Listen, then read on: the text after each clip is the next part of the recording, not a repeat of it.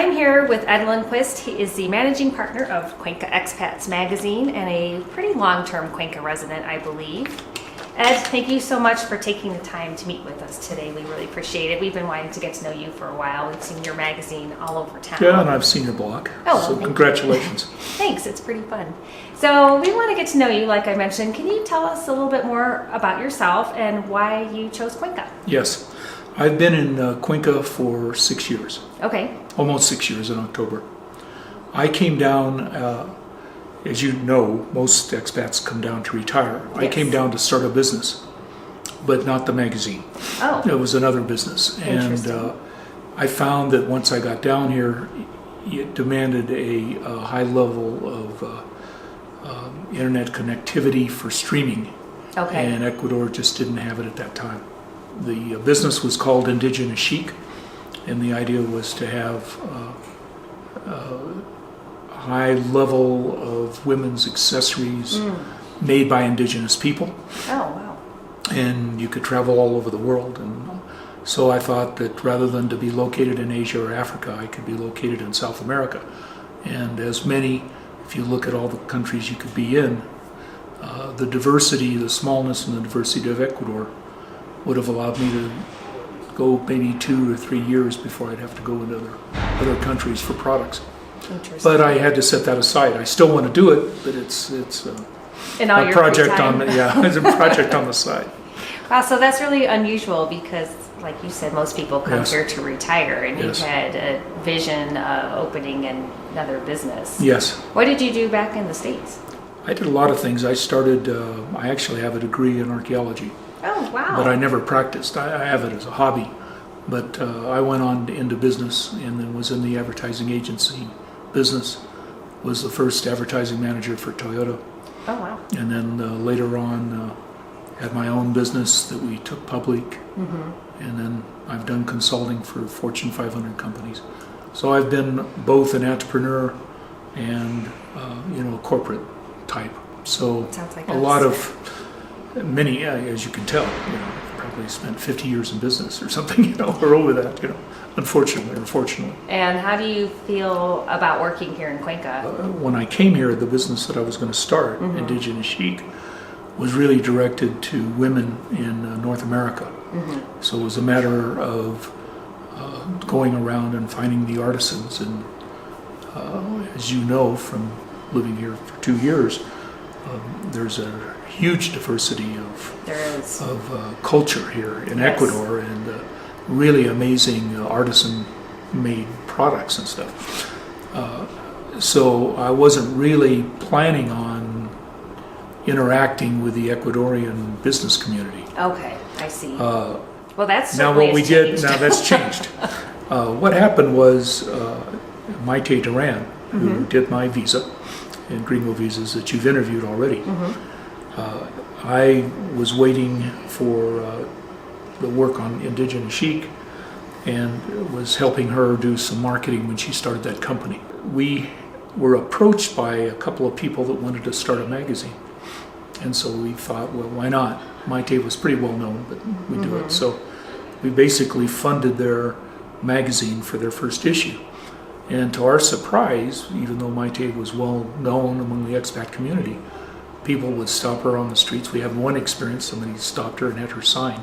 Really? Well, she's a very attractive woman. But she is. She's very beautiful. Anyway, so they had her autograph the magazine, which I went, my God, Wow. Now she's really a celebrity. Yeah, no, but it surprised me. And in retrospect, it shouldn't have surprised me, but it surprised me that, in the U.S., the print business has gone down. Right. There's only 2 areas that seem to be successful. One is very specialized magazines like athletics or sports or fashion, or magazines like this that are very local centric. The other area of growth was people reading these little local magazines to find out what's going on in their little community. Exactly. And what happened was that was the same thing that was happening here that we didn't realize.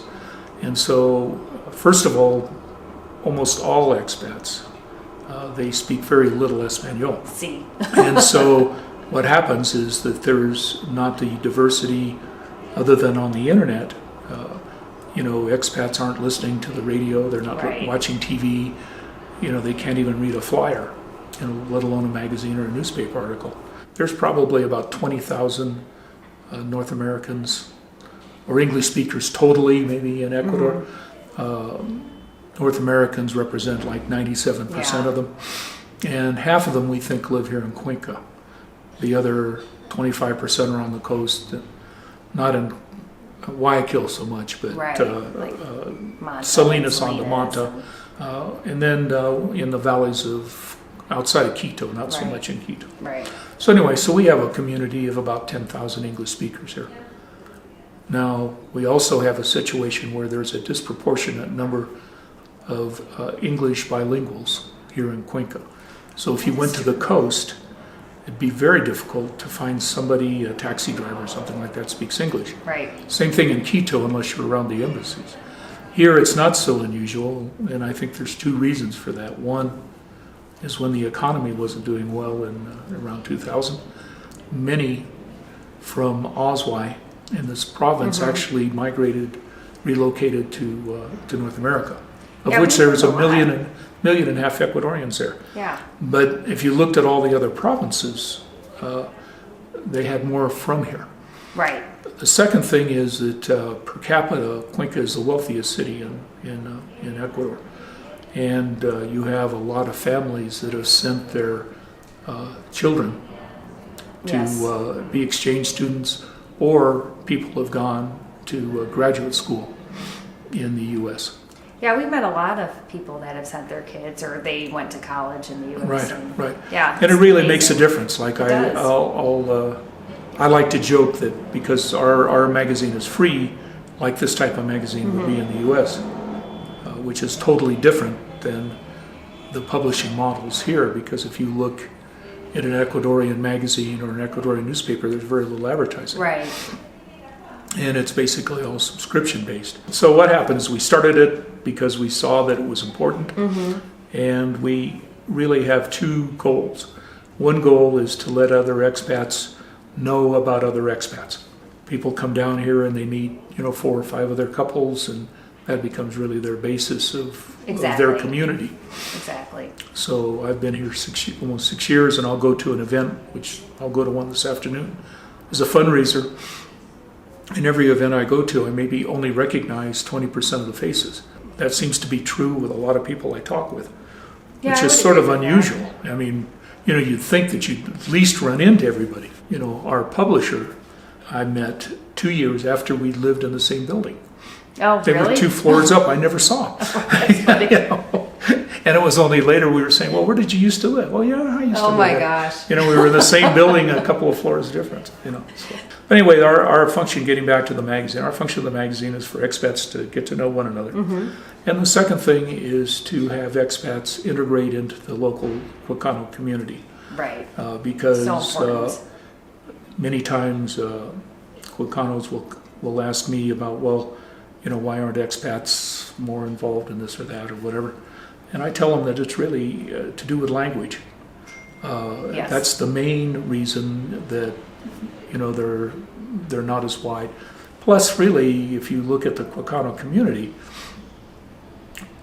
they're all surrounded by family and who they went to school with, and here they seem to.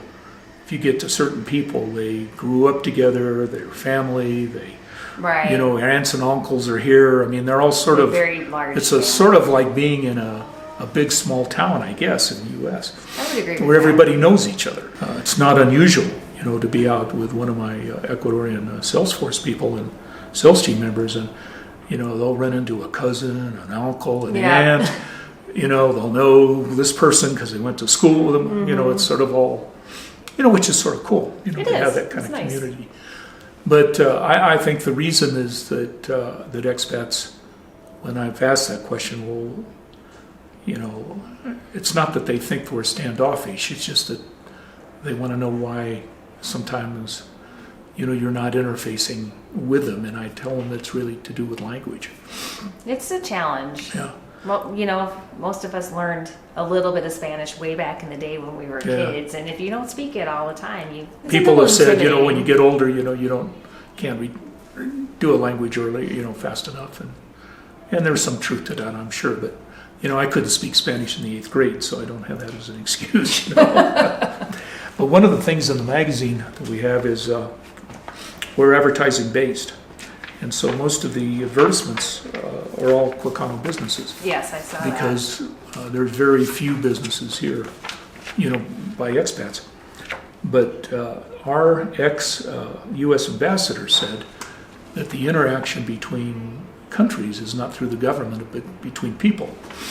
And I like to say that the interaction that expats have with Cuencanos is really through commerce. Because what will happen is, I don't know, unfortunately, I should know, but I don't know the neighbors across the street, and they don't know me. Right.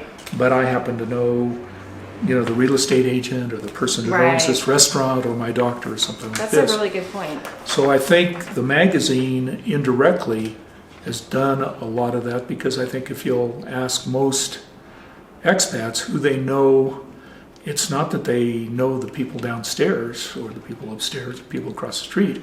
It's they know people through commerce and interacting. And so I think that the magazine has played a role in that. Oh, definitely. So I anyway, never really thought about that. Yeah, so it's a different, It's an interesting perspective. different perspective for sure. Can you tell us a little bit about the challenges you faced when you started your company here? I spent most of my life in consumer products. So most of my life's been spent in marketing in some degree. And coming here, it was a little bit different when we were starting the magazine. For example, we tried to look at our cost and work backwards in terms of getting a price, but I wanted a $100 ad so every business could participate, because in the U.S., $100, that's sort of a no-brainer, right? Here, that's not true. Right. Here, I learned very quickly that before people will spend $100, and it didn't have to do with the fact that we were new, it's just the fact that before they spend $100, they really got to think about it. Right. So to making a dollar here, or a dollar is very different than in the U.S. The other thing I found is, if you look at Cuencano businesses, you'll find that some families have basically monopolies on certain types of products. So here you don't have 5 Toyota dealerships competing with each other, you have one. Right. You have one distributor of liquor. So consequently, the big companies haven't had competition. So the importance of marketing and advertising is maybe 20 years different than in the U.S. Oh, interesting. And so it was very difficult. First of all, we have a great story to tell about expats. Yes. If we're talking to a business, we say the expat community, the average pension is around a little bit less than $3,000 a month. We think that the expat community brings in $360 million into the economy. And the most important thing is the expat isn't dependent, for the most part, it is not dependent on the Ecuadorian economy. Right. So the economy can be flat as it is now, or maybe growing a little bit. Doesn't make any difference, because most of the expats on Social Security get a check the second Wednesday of every month. And so they're a great niche target. We only are 2% of the population, but the buying power is much greater. Right. Well, here they don't really think about segmentation marketing, and they still think if you got $1 to spend, why not spend it sort of more of the shotgun approach than the rifle approach. So it's just it's not good or bad, it's just different. Right. But I think basically it was the lack of competition in businesses, in real big businesses. Okay. Now you got tons of competition, because every street has a tienda, every street has a small, The small businesses. I mean, there must be 5 businesses within a block of us right now, of restaurants and things, but they're not businesses of a nature that advertise, build customer base and stuff like that. It's a challenge, and we've made some progress. Obviously, we're in business after 4 years, so Yeah, we've made and progress. very successful. But we are now approaching other things. We're a member of Mucho Mejor, which is the largest corporations in Ecuador. And so every chance we get, we volunteer to do presentations on the expat market and things like this. We've just joined the American Ecuadorian Chamber of Commerce, which you would think would be an English-speaking group. It's not. It really means that they want to do business with North Americans. Oh, okay. Interesting. And it's 330 companies here in Cuenca.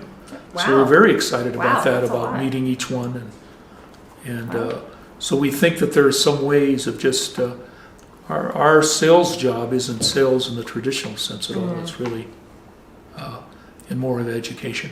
Okay. And thank you so much for spending time with us today. I learned a lot. This was really fascinating. You have an interesting history, and you're a very, very busy expat. Yes, we keep busy. Yes. That's a good thing. All right. Thank you very much for coming by. Wow, it was really great meeting Ed today. It really was. He's a really fascinating man with lots of valuable information about Cuenca and being an expat here and the expats who live here. Yeah, he certainly knows a lot. Well, he's been here for 6 years. Yeah, he's really well connected. He is. I really appreciate his time. We're very grateful that he would sit down and speak with us. And we're excited because we are going to do a follow-up interview with Ed, and he is going to share more of his expat community knowledge with us and share a little bit more about his own personal journey. Yeah, I'm really excited to learn more about his experiences. Yeah, me too. If you're interested in getting access to the Cuenca Expats magazine, you can download it if you're still in the States, if you're not here to get the hard copy. So I'll put a link to his website in our blog post, and you can sign up for the newsletter and get notified when the new edition is available. I think we're done for this video. Hopefully you enjoyed it, and if you did, please leave us a thumbs up. And also feel free to share our videos on your social feeds if anybody's looking for this kind of information. Are we done? I think we're done. On that note, ciao! Ciao.